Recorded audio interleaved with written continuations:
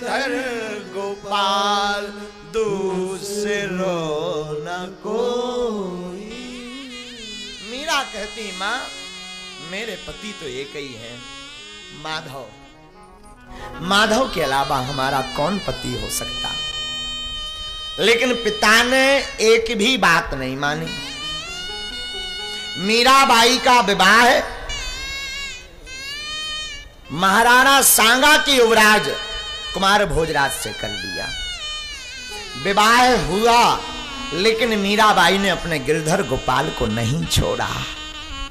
भांवरी तो लेती ही सबको देखने में लग रहा था कि ये युवराज कुमार भोजराज के साथ विवाह हो रहा है, लेकिन मीराबाई अपने हाथ में ठाकुर को लिए थी और 7 भांवरी अपने गिरधर गोपाल के साथ कर ली।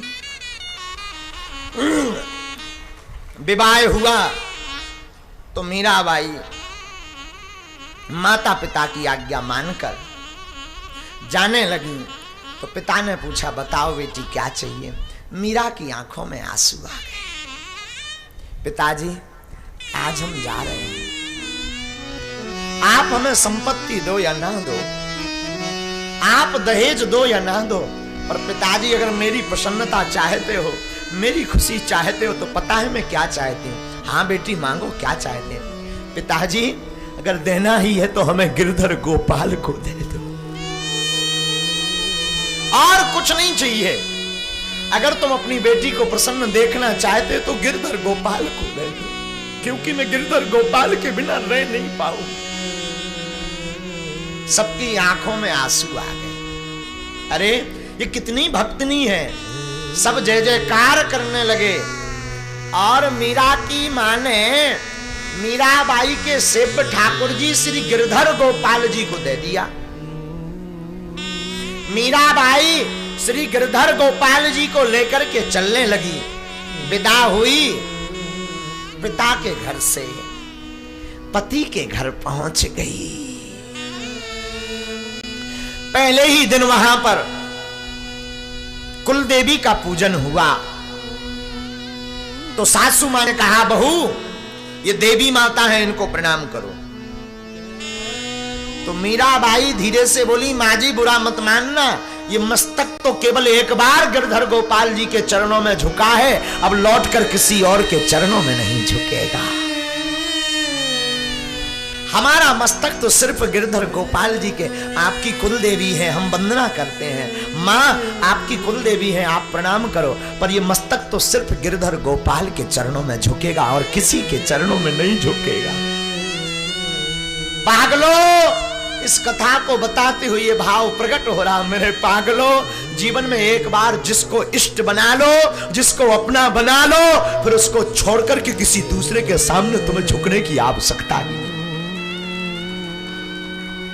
और सनातनी हिंदुओं से तो हम कहना चाहते हैं, सनातनियों तुम्हारे पास तो बड़ा गौरव का विषय है कि तुम्हारे ऋषियों मुनियों ने, तुम्हारे भारत के संतों ने, भारत के महापुरुषों ने 1-2 नहीं 33 करोड़ देवी देवता दे दिए। चाहो तो जिसको इष्ट बना लो, राम को बना लो, श्याम को बना लो, हनुमान को बना लो, दुर्गा को बना लो, काली को बना लो, चामुंडा को बना लो, चंडी को बना लो, जिसे चाहो तुम अपना इष्ट बना लो। और वो विचित्र होते हैं, वो अब ये भी बोल दे तो अतिशयोक्ति नहीं, वो अपने परिवार के भी नहीं होते। हमें तो लगता वो अपने बाप के भी नहीं होते जो सनातन को छोड़कर किसी दूसरे धर्म का बंधन करते।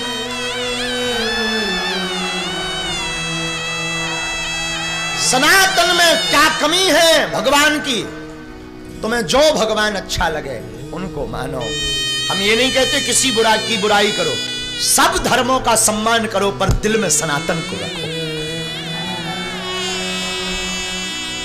सबकी किसी की बुराई मत करो, किसी भी धर्म की अवहेलना मत करो, क्योंकि सबके लिए अपना अपना धर्म प्रिय है।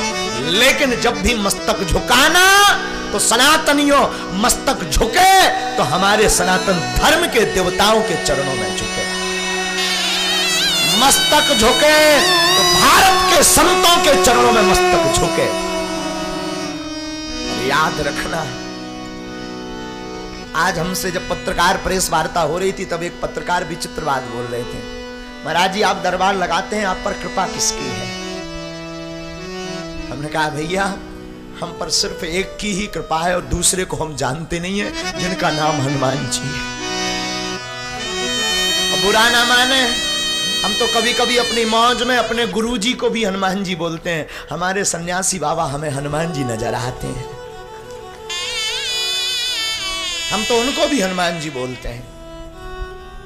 और विचित्र बात तो यह है, धन्य है भारत देश। उन पत्रकार की बात उनकी नहीं है, बात बहुत लोगों के मन में है कि महाराज जी दूसरों के मन की बात बता देते हैं। कौन सी सिद्धि है, कौन सा देवता है, कौन बात करता है, कौन कान में बोलता है? अरे हनुमान जी की साधना करने वाला भला कोई निकृष्ट सिद्धि को साध पाएगा? व्यास पीठ पर बैठने वाला व्यास और हनुमान जी का मुग्दर लेने वाला कोई गंदी विद्या की साधना क्या कर सकता? या तो हनुमान जी नहीं है, और हनुमान जी है तो फिर निकृष्ट शक्तियां नजदीक नहीं आ सकती। और हमारे हाथ में तो मुग्दर और कंठ में हमेशा हनुमान जी रहते हैं। ये उनके लिए कहना है जो कुछ कल मुहे, कुछ आगी के लगे नक्कटा, कुछ धूर्त, और स्वान कह दें तो बुरा नहीं, कुछ स्वान उनके लिए कहना है जो कहते हैं कि बागेश्वर वाले महाराज जी के पास ये देवी है, यक्षिणी है, फक्षिणी है। अरे हनुमान जी के सामने कोई नहीं टिक सकता। हो गया, हो गई बात। हनुमान जी के सामने कोई टिक सकता है? भूत पिशाच निकट नहीं आवे, महावीर जब नाम सुनावे। तुम भूतों की बात करते हो, मूर्खो।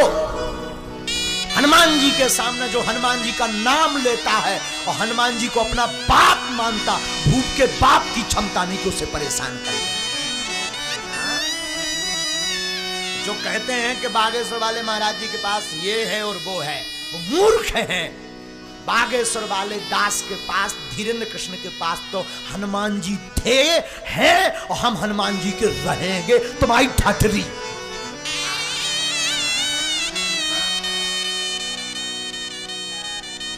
हनुमान जी के अलावा कोई हो सकता? तुम कहते हो कि ये है और वो है, ऐसा हो सकता कभी? या तो हनुमान जी नहीं है, अगर हनुमान जी हैं और हम उनकी पूजा करते हैं तो फिर कोई हमारे पास निकृष्ट शक्ति नहीं है। तुम लोग ही विद्वान हो, निर्णय करके बताओ क्या हनुमान जी का नाम लेने वाला कोई निकृष्ट शक्ति सिद्ध कर सकता? जो यक्षिणी की साधना करेगा, फक्षिणी की साधना करेगा, क्या वो हनुमान जी को गले में पहन सकता? क्या वो मुग्दर ले सकता? हनुमान जी मेंटल कर देंगे, हनुमान जी उसको भरता बना देंगे मार मार के। हाँ?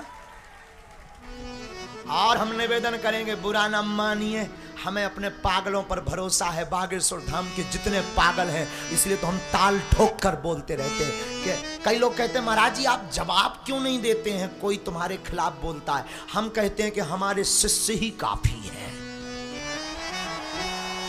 पहले हमारे शिष्यों से निपट लें, बाद में पहले हाई कोर्ट से निपट लें, फिर सुप्रीम कोर्ट में मामला आएगा। हाँ, हमारे बागेश्वर धाम के पागल हैं हाई कोर्ट, हम हैं सुप्रीम कोर्ट, और हनुमान जी हैं ऑल वर्ल्ड कोर्ट। हाँ, तो पहले हाई कोर्ट से ही तो निपट लें, फिर सुप्रीम कोर्ट में पिटीशन दायर की जाएगी। तो बहुत से लोग कहते हैं कि आप जवाब क्यों नहीं देते, ऐसा वैसा दुनियादारी। हम कहते हैं सेम टू यू। कोई कुछ बोले तो पहली बात तो कुछ बोलना नहीं, और हम बोले ही नहीं पाते, पहले ही हमारे बागेश्वर धाम के पागल तू तड़ाक कर देते हैं। हमें आवश्यकता ही नहीं है, लेकिन हम फिर से कहना चाहेंगे, सफाई नहीं दे रहे हैं हम, ना कोई अपना मत बता रहे हैं। हमारे हनुमान जी थे, हमारे हनुमान जी हैं, और हम हनुमान जी के रहेंगे, और हनुमान जी सबके हैं। ये और सुन लीजिए, केवल हमारे नहीं हैं, हनुमान जी सबके रहेंगे। और प्रत्येक सनातनियों को हम कहेंगे, जाग जाओ, सनातन पर उंगली उठाने वालों को अब जवाब देने की बारी है। और इस मंच से हम आवाहन करेंगे पूरे भारत के संतों को, हे भारत के सनातनियों संतों, अब माला के साथ साथ प्रत्येक संत ब्राह्मण और भक्त को एकजुट होने की आवश्यकता है। सबको एक मंच पर आने की आवश्यकता है। अगर सब संत ब्राह्मण और गुरु एक मंच पर नहीं आएंगे, दूसरे धर्म के मजा लेकर भाग जाएंगे। इसलिए सबको एकजुटता की आवश्यकता है। या तो कहती हैं, मेरे तो गिरधर गोपाल दूसरो न कोई। मीरा के गिरधर गोपाल के अलावा कोई नहीं है। और हम भी कहते हैं, हमारे भी हनुमान जी के अलावा कोई नहीं। सच कह रहे हैं भैया। हमारी जिंदगी में तो हमारा जिसने साथ दिया उनका नाम बागेश्वर बालाजी। और भैया बुरा ना मानना, हम कोई चमत्कारी नहीं है, हम कोई कुछ नहीं है।